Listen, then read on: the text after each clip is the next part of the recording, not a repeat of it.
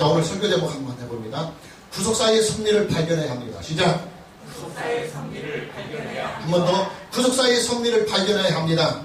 구속사의 섭리를 발견해야 합니다. 할렐루야. 예수님을 재판하는 빌라도의 마음에 지금 갈등이 일어나고 있습니다. 예수님을 자세히 신문해 본 결과 빌라도는 예수님에게서 아무런 죄가 없음을 알게 됩니다. 빌라도의 양심적인 이 판단으로는 예수님에게 무죄를 선고하고 예수님을 석방해야 합니다. 그러나 문제가 있습니다. 자신의 직권으로 예수님에게 무죄를 선고하고 석방하기에는 정치적인 부담이 너무 크기 때문입니다. 사법부의 재판이 이미 정치적인 재판이 되고 있는 거예요. 빌라도의 선택은 결국 정치였습니다. 사법부의 수장으로서 그는 재판장으로서의 양심보다는 정치적인 현실을 따르게 됩니다. 빌라도의 이 정치적인 판결에 의해서 예수님은 십자가에 못 박혀 돌아가시게 됩니다. 그러나 우리는 이 빌라도의 법정에서도 하나님의 구속사에 대한 섭리를 보게 됩니다. 오늘의 설교는 여기에 탁겟을 맞추려고 합니다. 본문 요한복음 18장 38절 후반절 봅니다. 이 말을 하고 다시 유대인들에게 나가서 이르되 나는 그에게서 아무 죄도 찾지 못하였노라. 여러분, 빌라도가 누굽니까? 빌라도는요, 예수님을 고소한 이 사건에 대하여 최종적인 판결권을 가지고 있는 로마의 총독입니다. 그런 그가 예수님의 이 고소 사건을 자세하게 신문해 본 결과 예수님에게서 아무 죄를 찾지 못하였노라고 양심선언을 하고 있습니다. 한 번만 양심선언을 하는 것이 아니에요. 본문 요한복음 19장 4절을 다시 보면 빌라도가 다시 밖에 나가 말하되 보라, 이 사람을 데리고 너에게 나오노니 이는 내가 그에게서 아무 죄도 찾지 못한 것을 너희로 알게 하려 함이라. 다시 19장 6절을 보면 대제사장들과 아랫사람들이 예수를 보고 소리질러 이르되 십자가에 못 박으소서, 십자가에 못 박으소서 하는지라. 빌라도가 이르되 너희가 친히 데려다가 십자가에 못 박으라. 나는 그에게서 죄를 찾지 못하였노라. 빌라도는 무려 3번씩 거듭거듭 반복하면서 내가 예수를 신문해 본 결과 예수에게는 아무런 죄를 찾지 못하였노라고 그는 재판장으로서의 양심 선언을 하고 있습니다. 여러분, 이게 지금 무슨 말을 하고 있는 것입니까? 예수님을 신문했던 빌라도는요, 예수님이 지금 고소를 당하거나 형사재판을 받을 만한 죄가 전혀 없다는 사실을 잘 알고 있다 이 말입니다. 요즘으로 말하면 예수님을 고소한 그 무리들을 오히려 무고죄로 재판을 해야 할 상황인 것입니다. 자, 그렇다면 말입니다. 예수님은 마땅히 빌라도의 법정에서 무죄를 선고받고 풀려나야 이 재판이 정상이잖아요.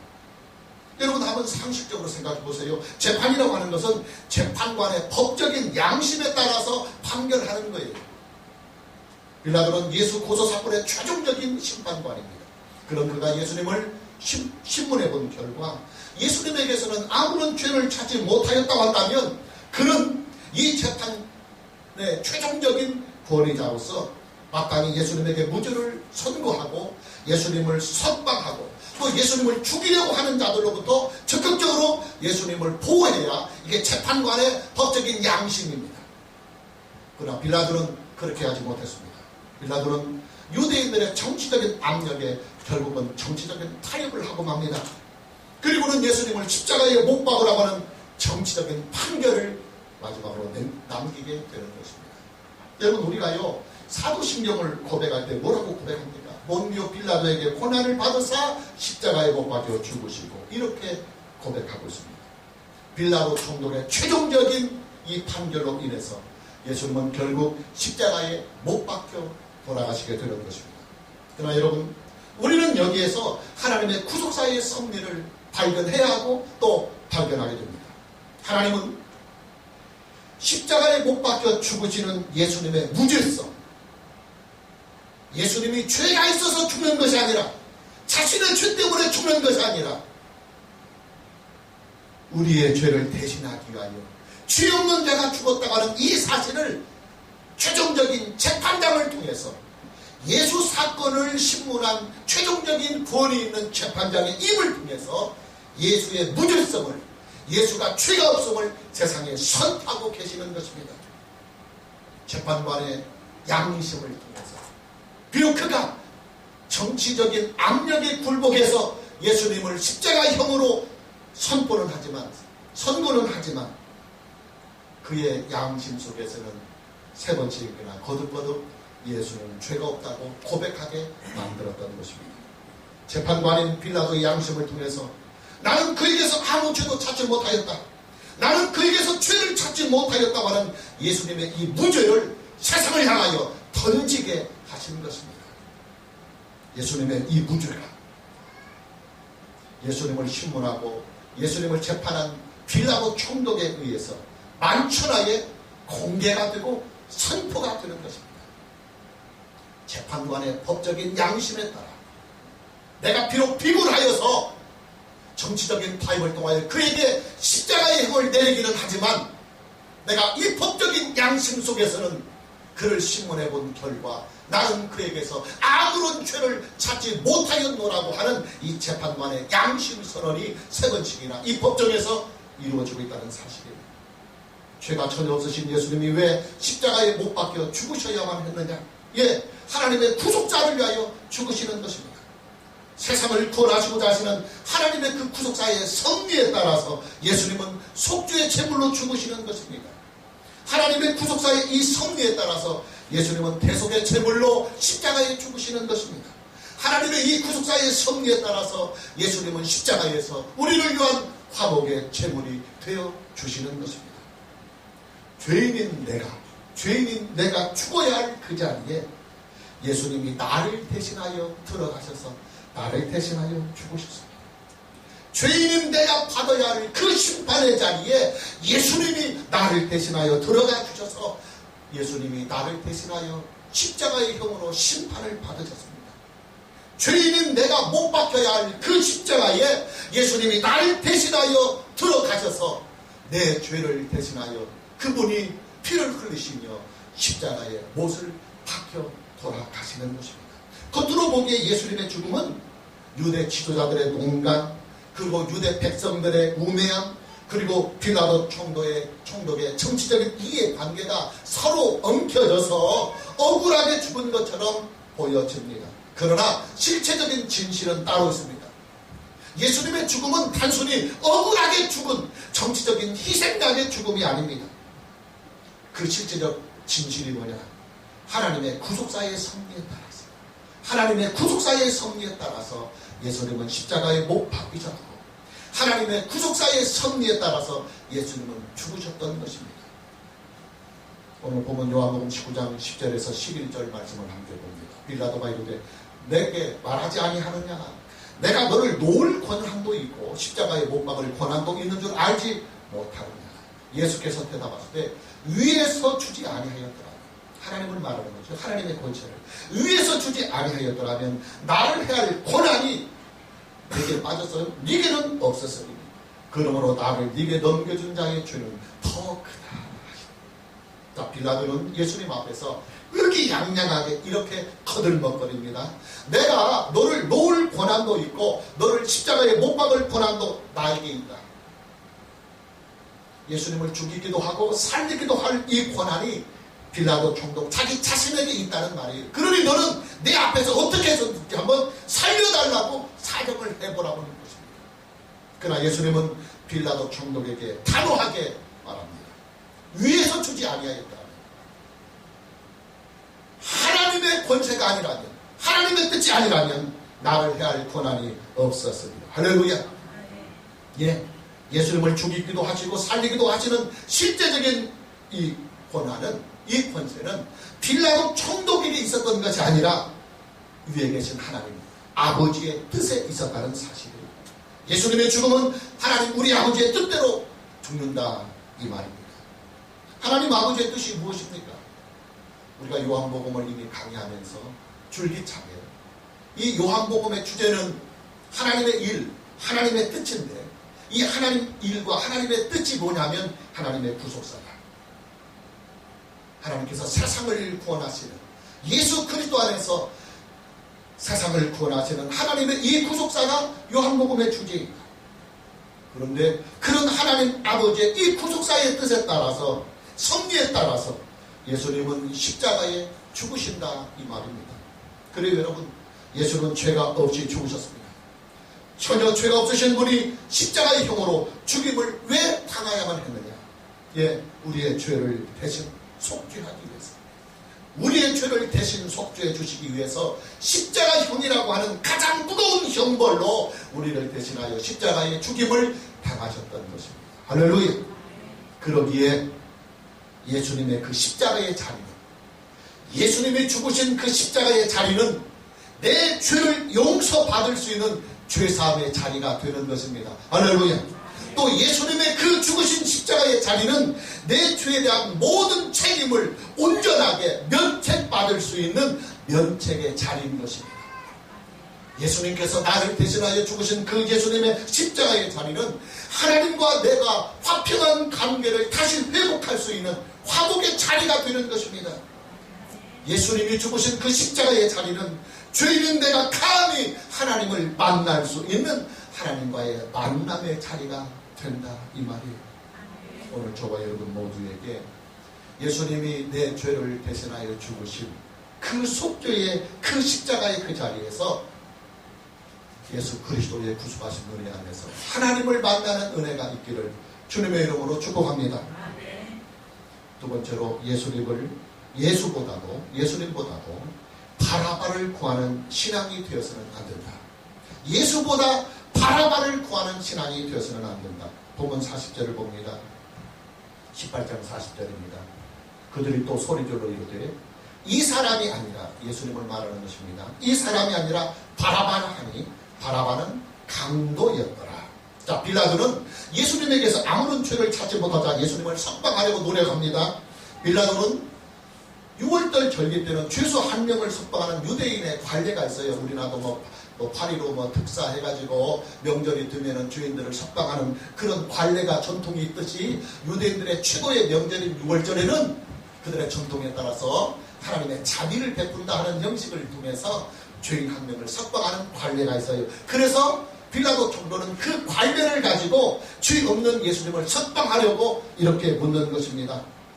야, 너들 지금 6월절 관례에 따라서 죄인 한 명을 석방해야 되지 않느냐? 내 감옥에는 예수와 바라바가 있다. 이 사람을, 유대인의 왕인 이 예수를 석방했으면 어떻게 하느냐 하는 거예요. 그러나 거기에 대한 유대 군중들의 반응이 40절입니다. 그들이 또 소리질러 이르되 이 사람이 아니라, 예수가 아니라 바라바라 하니 바라바는 강도였더라 그랬습니다. 여러분, 빌라도가 한 이 말을 눈여겨 잘 보십시오. 39절입니다. 너희는 내가 누구를 놓아주기를 원하느냐? 둘 중에 하나 누구를 놓아주기를 원하느냐? 이렇게 묻지 않았어요. 너희는 내가 유대인의 왕을 너에게 놓아주기를 원하느냐? 39절에 노골적으로 말하는 것입니다. 지금 빌라도가 말한 유대인의 왕은 예수님을 말하는 거예요. 지금 예수님의 주목이 유대인의 왕이다 해서 지금 그 고소가 당한 것이기 때문에 지금 빌라도가 유대인의 왕이라고 하는 것은 분명하게 예수님을 말하는 거예요. 빌라도는 둘 중에 하나 누구를 선택하여 놓아주기를 원하느냐 그렇게 묻지 않았어요. 빌라도는 아예 처음부터 예수님을 석방할 의도와 목적을 가지고 유대인의 왕을 놓아줬으면 어떻게 했느냐 하고 물었던 것입니다. 그렇게 해서라도 죄가 없는 예수님을 석방해 보려고 했던 것입니다. 그러나 유대인들의 반응은 차갑고 싸늘했습니다. 40절을 보면 그들이 또 소리질러 이르되 이 사람이 아니라, 예수가 아니라, 유대인의 왕 예수가 아니라 바라바라 하니 바라바는 강도였더라. 유대인들은 예수님의 석방을 원하지 않았습니다. 유대인들은 예수님이 아니라 바라바의 석방을 외쳐냈습니다. 성경은 바라바를 어떤 인물로 소개하고 있느냐? 40절을 보면 바라바는 강도였더라 그랬습니다. 누가복음 23장 19절 말씀에는 바라바를 성중에서 일어난 밀란과 살인으로 말미암아 옥에 갇힌 자라고 소개하고 있습니다. 여러분, 바라바는 아마도 유대인들의 독립을 위해서 로마 정부와 싸웠던 애국 투사였던 것 같습니다. 자, 유대인들의 마음에는 대제사장과 빌라도 앞에서 무기력하게만 보여지는 예수님보다는 차라리 유대인들의 그 아프고 눌린 마음을 시원하게 해주는 애국 투사인 바라바가 더 소중하게 느꼈던 것입니다. 바라바를 선택할 것이냐, 예수를 선택할 것이냐, 예수냐 바라바냐. 여러분, 이 이슈는요, 한국 교회사에서 아주 커다란 신학적인 논쟁이 도왔던 주제입니다.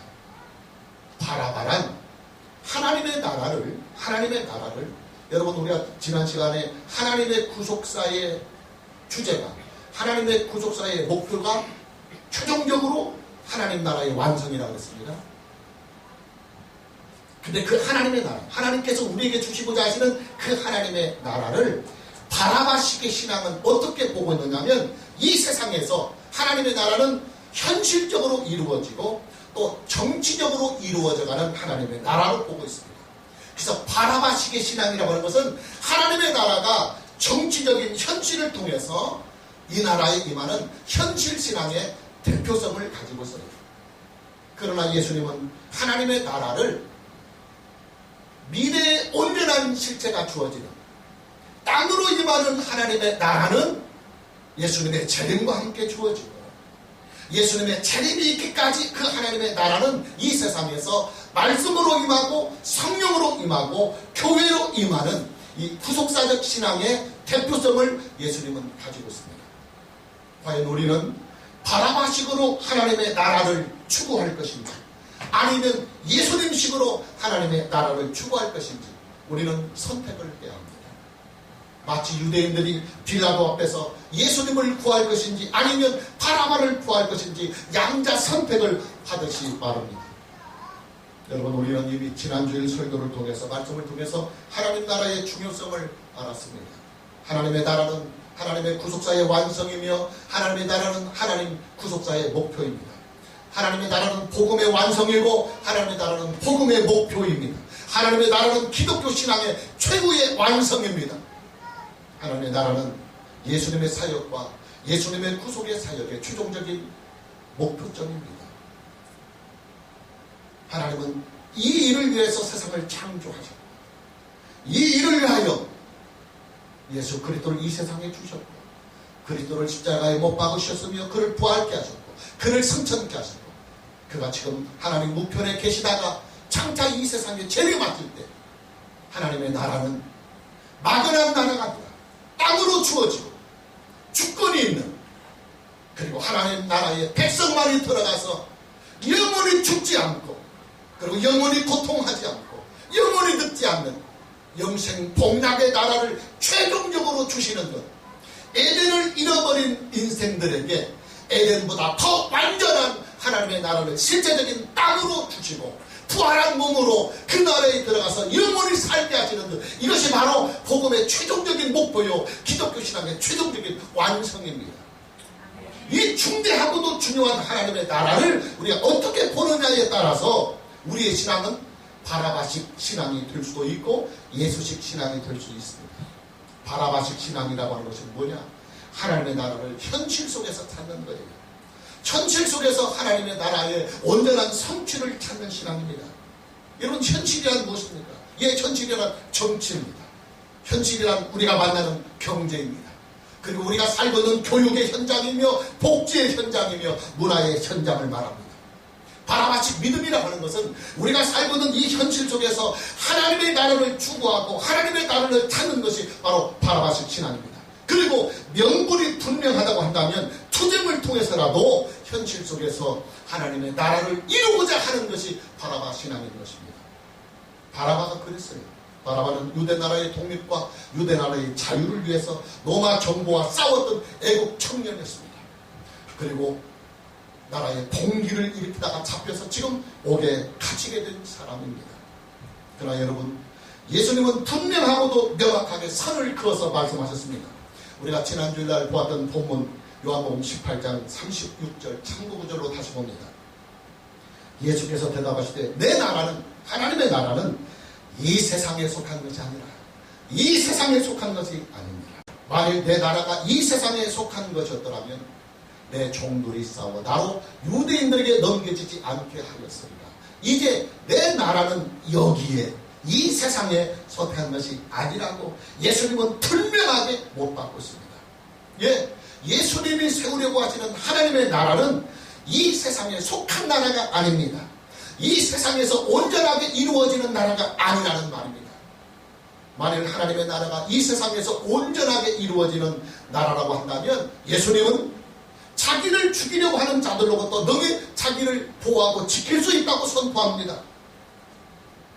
나는 하나님의 절대 권력을 소유한 자로서 나를 죽이려고 하는 유대인들과 유대교 지도자들과 로마 총독과 그리고 빌라도의 군대들을 나는 천사들을 동원해서라도 그들을 다 무찌를 수 있는 절대 권력이 나에게 있음에도 불구하고 내가 그 권력을 사용하지 않고 십자가에 묵묵히 죽는 것은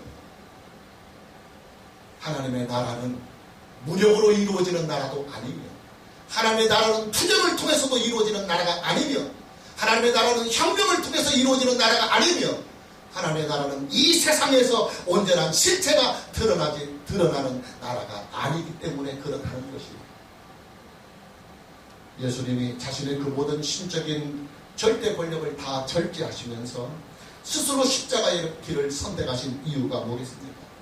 예, 하나님의 나라는 정치적으로 임하는 나라가 아니에요. 하나님의 나라는 현실 속에서 온전하게 그 실체가 이루어지는 나라가 아닙니다. 하나님의 나라는 예수님의 부활이 있어야 되고 예수님의 재림을 통해서 비로소 그 완전한 실체가 나타나는 나라인 것입니다. 예수님의 재림이 있기 전까지는 하나님의 나라가 말씀으로 임해요. 말씀으로.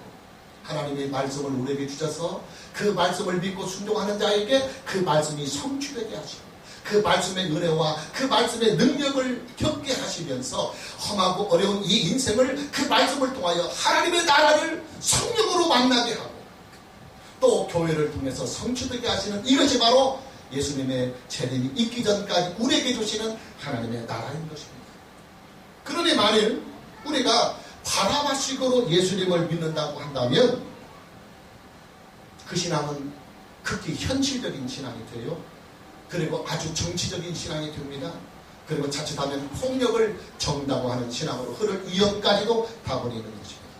뿐만 아니라 바라바식 신앙은 현실 속에서 믿음에 대한 대가를 찾으려고 하기 때문에 온전하게 임하는 미래의 종말론적 하나님의 나라가 아니라 현실 속에서 하나님의 온전한 실체를 원하는 신앙이기 때문에 다분히 기복지 신앙에 빠져요. 그리고 이기적인 신앙에 빠집니다. 그리고 세속주의에 빠질 신앙이 위험이 다분히 있는 것입니다. 자, 오늘 저와 여러분 모두에게 바라바식의 현실 정치적인 이해관계의 신앙을 버리고 구속사로 예수님을 믿는 은혜가 있기를 주님의 이름으로 축복합니다. 자, 세 번째 주제, 중요한 주제입니다. 한번 따라서 해봅시다. 천심은 구속사에 있고 민심은 세속사에 있다. 굉장히 중요한 주제입니다. 천심은 구속사에 있고 민심, 즉 여론은 세속에 있다. 40절 본문 말씀입니다. 그들이 또 소리질러 이르되 이 사람이 아니라 바라바라 하니 바라바는 강도였더라. 자, 유대인들의 민심, 유대인들의 여론은 예수가 아니고 바라바였습니다. 유대인들의 여론은 사실상 예수님을 버리고 바라바를 택한 것입니다. 그러나 여러분, 유대인들의 민심이나 유대인들의 여론을 우리가 천심이라고 말할 수 있겠습니까? 사람들은 말하잖아요. 국민 대다수의 민심과 여론은 바로 천심이다. 아니에요. 절대 아닙니다. 유대인들의 민심, 유대인들의 여론은 그냥 사람들의 마음, 백성들의 마음, 민심이었을 뿐입니다. 여러분, 민심이란 무엇입니까? 민심이란 백성들의 마음입니다. 대다수의 백성들이 가지고 있는 국민 다수의 의견을 우리는 여론 혹은 민심이라고 합니다. 그러나 이런 민심은 반드시 정치 속에서는 반영이 돼야 합니다. 왜냐하면 민심이나 여론이 정치에 반영이 되지 않는다고 한다면 이 정치는 독재 정치가 되고 부패 정치가 됩니다. 여러분, 정치란 무엇입니까? 정치란 백성을 이롭게 하는 일이에요. 백성들의 다수의 의견을 대변해서 그 국민 다수들이 가지고 있는 복잡한 문제들을 풀어나가는 것이 바로 정치가 하는 일들입니다. 그러니 국민 다수가 가지고 있는 여론, 국민 다수가 가지고 있는 이 민심이라고 하는 것은 정치의 가장 우선되는 이슈가 맞아요. 그래서 반드시 정치는 민심을 살펴야 되고 여론대로 움직여야 합니다. 그러나 민심이 그렇다고 해서 천심은 아닙니다. 하나님의 마음은 아닙니다. 왜냐하면 민심과 천심은 그 목표가 다릅니다. 여러분, 민심, 즉 여론의 목표는 이 세상과 이 현실에 있어요. 그러나 하나님의 마음, 천심은 그 목표가 현실과 이 세상에 있는 것이 아니라, 따라서 하나님의 구속사에 있다. 예, 구속사에 있어요. 이 세상을 예수 그리스도 안에서 구원하시고 그들에게 영원한 하나님의 나라를 주시는 것이 천심이에요. 하나님의 마음이에요. 다시 말해서 민심은, 여론은 세속사에 있지만 천심, 하나님의 마음은 구속사에 있다, 이 말이에요. 할렐루야. 그러니 여러분, 우리는요, 민심과 천심을 혼돈해서는 안 돼요. 민심을 천심이라고 오해해서도 안 되고, 또 천심을 민심이라고 오해해서도 안 된다, 그 말이에요. 민심과 천심은 결단코 이 세상에서 공존할 수 없어요. 그 이유가 뭔지 아십니까? 인간의 부패성 때문에 그래요. 인간의 부패성 때문에. 여러분, 성경은요, 철저하게 이 세상에 살고 있는 모든 사람들에 대하여 어느 누구도 예외 없이 다 죄인이라고 선포하고 있습니다. 원죄를 가지고 태어나고 그 원죄 때문에 타락한 본성과 그리고 부패한 인격을 가지고 태어났습니다. 그 부패한 인격과 타락한 본성을 가지고 평생 동안 타락한 이 세상에서 죄를 지으며 살아가는 인생, 이것이 모든 인간에게 있는 죄성입니다. 인간의 본성에는 아담의 타락한 본성이 있습니다. 인간의 본성에는 아담이 범죄한 그 범죄의 자국이 그대로 남아있어요. 그러니 죄가 있는 그 마음에서 나온 민심, 그리고 타락한 본성에서 나온 그 여론, 이런 것들로 천심을 대변한다고 하는 것은 극히 상식 이하의 일입니다. 여러분, 민심과 천심이 온전하게 하나가 되는 때가 있어요. 민심이 천심이 되고 천심이 민심이 되는 때가 있어요. 그때가 언제냐면 하나님의 나라가 온전하게 임하는 그때입니다. 하나님의 백성들만이 부활을 통해서 타락한 본성을 다 없애버리고 예수 안에서 새롭게 얻은 영생하는 새로운 생명을 가질 그때, 그때는 그 사람들의 마음속에는 천심만 있기 때문에 민심이고 천심이 되고, 또 천심 앞에 구원받은 하나님의 새로운 피조물들은 그 천심을 순종하는 인격을 가지고 있고 본성을 가지고 있기 때문에 천심이 민심이 되고 민심이 천심이 되는 거예요. 결국 하나님의 구속사의 최종적인 완성이 뭐냐면 민심이 천심이 되고 그리고 천심이 민심이 되는 하나님의 완전한 나라를 이루는 것이 구속사의 완성이에요. 할렐루야. 이게 기독교의 완성이에요. 유대인들의 민심, 유대인들의 여론은 천심과 거리가 멀었어요. 그들은 스스로 말하기를 우리는 지구상에서 유일하게 하나님의 선택을 받은 거룩한 백성들이며 우리보다 하나님의 마음을, 천심을 아는 자들은 없다, 그렇게 자부했던 유대인들이에요. 그러나 그들은 정작 하나님의 마음, 천심을 헤아리지 못했습니다. 여러분, 예수님을 믿는 우리가요, 예수님의 마음을 알지 못하고 하나님의 마음을 읽지 못한다고 한다면 유대인들의 전철을 그대로 밟을 수밖에 없어요. 그리고는 민심을, 여론을 천심이라고 오해하면서 살아갑니다. 자, 그렇다고 한다면 우리는 대한민국 국민의 일원으로서 민심에 대하여 어떻게 처신을 하느냐? 첫째, 우리는 민심을 잘 분별할 줄 알아야 돼요. 여러분, 지금 유대인들의 이 여론은 조작되고 있어요. 유대인들의 지도자들에 의해서 유대의 민심은, 유대인들의 민심은 지금 조작되고 있어요. 여러분, 민심과 여론이라고 하는 것이 가끔씩 조작되는 것들도 있고 바람몰이식으로 가는 것도 있어요. 그런데 우리는 그런 민심 속에서 백성들이 가지고 있는 진실한 믿음, 진실한 여론, 백성들의 진실한 마음을 읽을 줄 아는 분별력이 있어야 돼요. 바람보기로 들려오는 민심이 아니라 정말 여러분이 역사를 보고 그 다음에 현실을 보며 상황을 보며 사건을 명쾌하게 꿰뚫어 보면서 그 속에서 대한민국 국민들이 가지는 진실한 민심이 어디에 있는지를 일단은 분별해야 합니다. 그리고 둘째는 우리는 대한민국 국민입니다. 우리는 대한민국 국민으로서 마땅히 함께할 권리가 있고 의무가 있어요. 그러니 우리는 그 민심에 따라서 함께 행동을 해야 하고 그 민심에 따라 함께 움직여줘야 이게 대한민국 국민으로서의 권리와 의무를 지키는 일입니다. 그러나 여기서부터가 중요합니다. 그러나 이런 것들보다 더 중요한 일이 있습니다. 그게 뭐냐? 우리는 천심을 따라가는 하나님의 백성들입니다. 할렐루야. 우리는 이 세상에서 하나님의 천심을 따라가는 하나님의 마음을 따라 움직여가는 하나님의 백성들입니다. 그런데 그 하나님의 마음 천심이 뭐냐면 구속사예요. 그러게 우리는 하나님의 그 천심을 따라서 민심 속에 하나님의 마음 천심을 심어줘야 합니다. 백성들의 마음에 분노하는 마음에 복음을 심어주고 백성들의 상처받은 그 마음에 하나님의 그 사랑의 마음을 심어주어서 그 백성들의 여론 가슴 아래 하는 그들의 슬픔과 아픔 속에 정치적인 위로가 아니라 하나님의 나라가 말씀으로 임하고 성령으로 임하고 교회 공동체를 통해서 사랑으로 충만한 임하는 그 하나님의 나라를 그들이 얻을 수 있도록 우리는 그 민심 속에 하나님의 천심인 예수 그리스도를 심어줘야 합니다. 할렐루야. 이것이 안 되면 우리는 자칫 민심만 따라가다가 바라마식 믿음으로 흐를 위험성이 다분히는 것입니다. 오늘 저와 여러분 모두에게 민심과 천심을 구별하고 우리는 그 민심 속에 천심을 심을 수 있는 은혜가 있기를 주님의 이름으로 축복합니다. 마무리하려고 합니다. 로마의 빌라도 총독은 예수님에게 십자가의 힘을 판결한 최종적인 법정적인 책임자였습니다. 그런 그가 예수님에게서 아무런 죄를 찾지 못했노라고 양심선언을 3번씩이나 재판석상에서 하고 있습니다. 예수님의 죽음은 정치적인 죽음이었습니다.